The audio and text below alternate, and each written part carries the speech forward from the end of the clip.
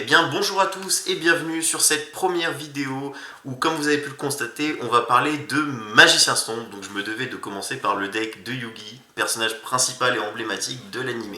Alors je vais toujours noter les decks, donc je vais noter leurs forces sur une échelle de 1 à 5, la difficulté, donc à quel point ils sont difficiles à prendre en main, etc.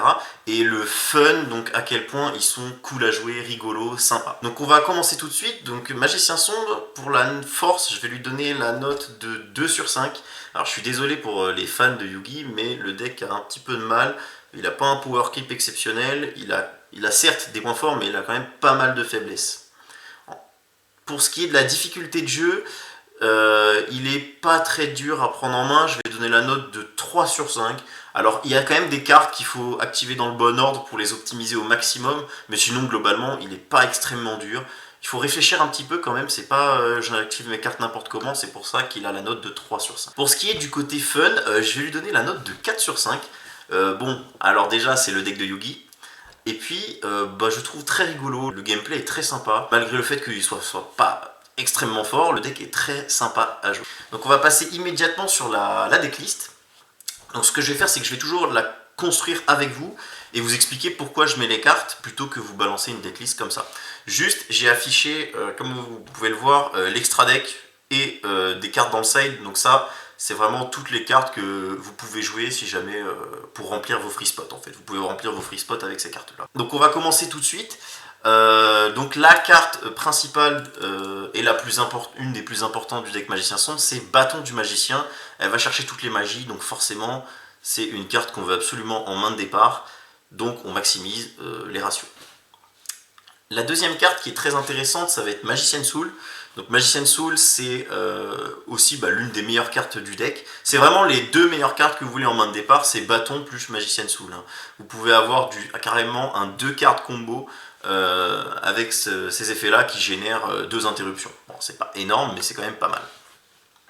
Ensuite, donc évidemment, la nouvelle carte qui est sortie il y a quelques temps maintenant, l'illusion du chaos. Donc l'illusion du chaos, lui, il donne accès à tous les monstres de votre deck, qui peut indirectement donner accès à toutes vos magies, puisque vous pouvez avoir accès à Bâton qui va chercher toutes les magies. Donc vraiment, c'est vraiment l'une des meilleures cartes de votre deck pour avoir accès à vraiment tout ce que vous voulez. Donc comme c'est une carte très importante et qu'on veut absolument main de départ, on va maximiser les chances de l'obtenir en ajoutant 3 préparations des rites pour pouvoir tout simplement aller chercher l'illusion du chaos qui va chercher soit Magician Soul, soit Bâton du Magicien. Pour ce qui est du deck Magicien Sombre, on est un petit peu obligé de jouer malheureusement 2 Magiciens Sombres. Alors 3 c'est trop, ça sert à rien. 1 c'est pas assez parce que si votre Magicien Sombre se fait bannir, vous en avez plus. Donc, surtout dans le contexte, dans certains formats où il y a des cartes qui bannissent, etc., etc. En tout cas, à l'heure où je tourne cette vidéo, dans le contexte actuel, il y a beaucoup de bannissements, donc il vaut mieux pas jouer un seul Magicien Sombre. Le mieux, ça reste vraiment 2, ça reste la sécurité. C'est une mauvaise carte en main de départ, on va pas se le cacher, c'est pas une carte qu'on veut en main, mais on est obligé de le jouer, ça reste Magicien Sombre. Ensuite, on va avoir pour les monstres, toujours, le petit Timé. Donc lui, il est indispensable, il est très important dans le deck, il permet de turbo Dragoon, il permet de turbo le dragon chevalier qui protège les magies pièges, très important également. On va jouer également 3 cercles. Donc cercle, c'est l'une des cartes les plus emblématiques, les plus intéressantes du deck, permet de bannir une carte lorsque vous invoquez un Magicien Sombre. Donc en général, elle est très forte combinée à Eternal Soul, parce que vous allez pouvoir réinvoquer en boucle des magiciens du cimetière et bannir des cartes sur le terrain adverse. C'est d'ailleurs une des cartes les plus importantes du deck.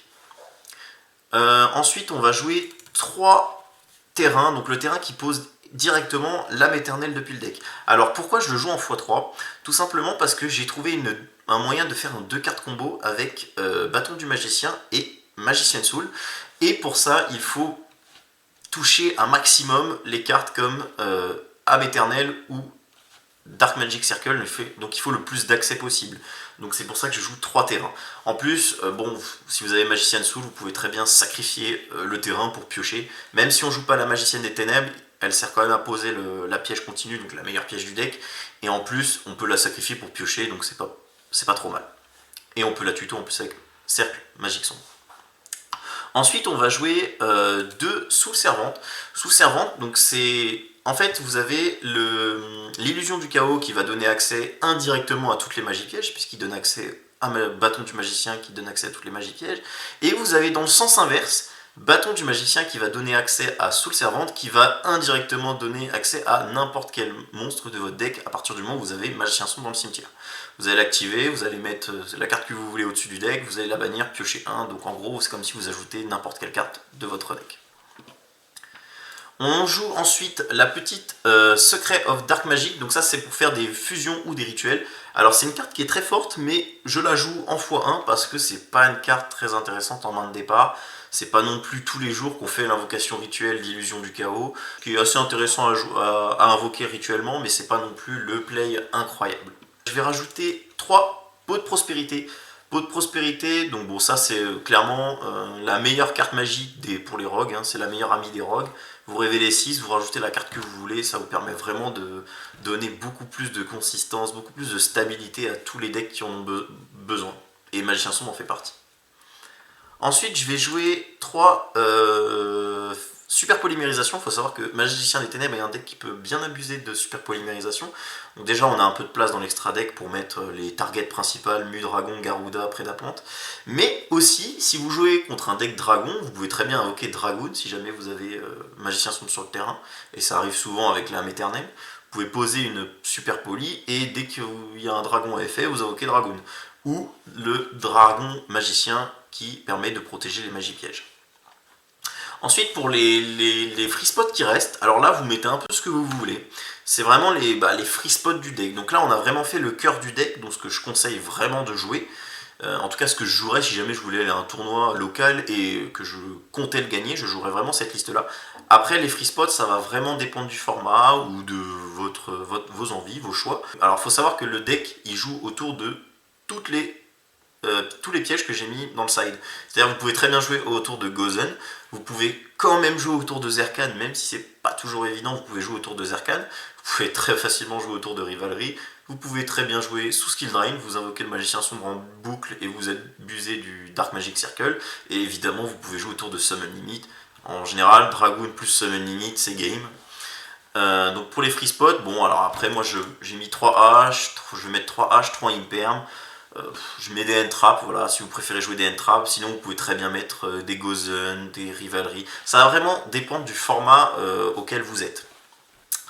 Ensuite, pour la dernière carte, vous avez le choix. Vous pouvez mettre le petit Upstart Gobelin qui fait piocher 1. Bon, ça c'est vraiment la carte la moins forte des 3. La petite Terraformation qui donne accès un petit peu plus au terrain, donc à l'Eternal Soul indirectement. Ou alors le Call By si vous avez peur des end-traps. Moi je conseille quand même le Call By, c'est une carte qui est un peu meilleure que les autres, mais les 3 fonctionnent aussi. On va passer à l'extra deck. Alors l'extra deck, donc on a Artemis. Artemis qui permet de tout simplement, lorsque vous invoquez Bâton du Magicien, vous faites lien 1 Artemis, et lorsque vous activerez un piège ou une magie pendant le tour adverse, vous allez sacrifier l'Artemis pour récupérer le bâton. Voilà, la carte sert vraiment que à ça, elle sert à récupérer Bâton du cimetière à la main. Bâton c'est quand même l'une des meilleures cartes du deck, donc bon, c'est pas mauvais, c'est pas trop mal, c'est situationnel, mais ça arrive que de temps en temps on l'utilise. Ensuite, le renoncer à Nima, bon, alors comme tous les decks basés sur les pièges, il a beaucoup de mal en going second, donc bon, vous pouvez très bien jouer Linkuriboh, mais moi je préfère le renoncer à Nima parce que je préfère pallier les faiblesses d'un deck plutôt que de jouer juste un Linkuriboh qui va vraiment être situationnel. Je préfère vraiment jouer Anima qui est un peu plus fort, un peu plus intéressant dans le deck, en tout cas je trouve. Imduk, alors c'est pareil, vous avez le choix entre Imduk et Araignée Lien. Moi je préfère Imduk parce que lorsque vous attaquez avec un monstre qui le pointe, donc il pointe vers le haut, avant le calcul du dommage il détruit le monstre. Donc bon, c'est toujours mieux que Araignée Lien qui sert quasiment à rien. C'est toujours plus intéressant pour remonter les boards, encore une fois, pallier la faiblesse du going second de Magicien Sombre. Ensuite on va jouer la Charmeuse des Ténèbres. On va également jouer IP Mascarena. Donc IP Mascarena, bon, c'est tout simplement pour faire IP into Unicorn pendant le tour adverse. Hein, c'est une interruption. C'est pas très fort, mais c'est tout ce qu'on a, donc on joue quand même. La Charmeuse des Ténèbres avec Selene, avec Talker, bon bah ça c'est pour faire Access Code en 2 monstres. Faut savoir que bon bah on fait 2 monstres, on fait Dark Charmeuse, on prend un ténèbre dans le cimetière adverse, on fait Selene, on réinvoque un magicien du cimetière, on joue quasiment que des magiciens, et puis ensuite on invoque Access Code Talker pour OTK. On a également Blackluster Soldier qui est une bonne carte dans le deck parce qu'on le fait avec Magicien Sombre évidemment. Donc un niveau 7 ou plus, il devient inciblable, indestructible et en plus bah, il peut gagner des points d'attaque. Voilà, il a les 3 effets. Je vous laisse lire si jamais ça vous intéresse.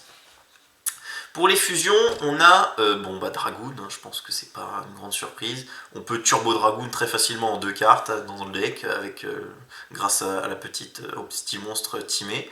On va avoir le magicien qui protège les âmes éternelles. Donc c'est très intéressant parce qu'il a pour nom magicien sombre sur le terrain et dans le cimetière. Donc si vous avez âme éternelle plus par exemple une Floodgate comme je dis une bêtise, Gozen Match, et que l'adversaire ne peut pas jouer autour de Gozen Match, tout ce que vous avez à faire, c'est réunir âme éternelle plus cette carte pour pouvoir rendre votre Gozen Match totalement invulnérable, quasiment invulnérable. En tout cas, il y aura très peu de cartes dans le jeu qui pourront passer ça. C'est-à-dire que votre monstre fusion va protéger toutes vos backrows du ciblage et de la destruction. Et l'âme éternelle va rendre votre fusion, puisqu'elle a pour nom magicien sombre sur le terrain, inaffecté par les effets de cartes de l'adversaire. Donc ça va vraiment être très compliqué pour l'adversaire de passer ça. Ensuite, comme on joue super poli, j'ai mis des petites targets, les meilleurs targets, en tout cas les plus génériques, à super poli. Alors comme vous avez pu le voir, vous avez vu que j'ai mis 14 cartes dans l'extra deck. Alors c'est fait exprès. J'ai tout simplement décidé de vous laisser build la 15e carte. N'hésitez pas à mettre en commentaire ce que vous mettrez. Moi je lirai les commentaires. Alors j'ai une petite idée en tête pour la 15e carte, c'est une tech card. Et pour tous ceux qui auront trouvé la carte, je mettrai un like, je likerai vos commentaires à tous ceux qui auront trouvé la carte à laquelle je pense. Après vous pouvez très bien jouer ce que vous voulez. Une autre target super poli, Link Kuribo, vraiment je vous laisse libre, n'hésitez pas à me dire en commentaire tout simplement ce que vous mettrez sur ce 15e spot. Voilà, donc c'est déjà la fin de cette vidéo. On va se retrouver très bientôt pour une vidéo où je vais présenter les combos du deck, les maths, les stats, un petit peu la stabilité, etc. On va faire des exemples demain et je vais vous montrer les combos dans une prochaine vidéo.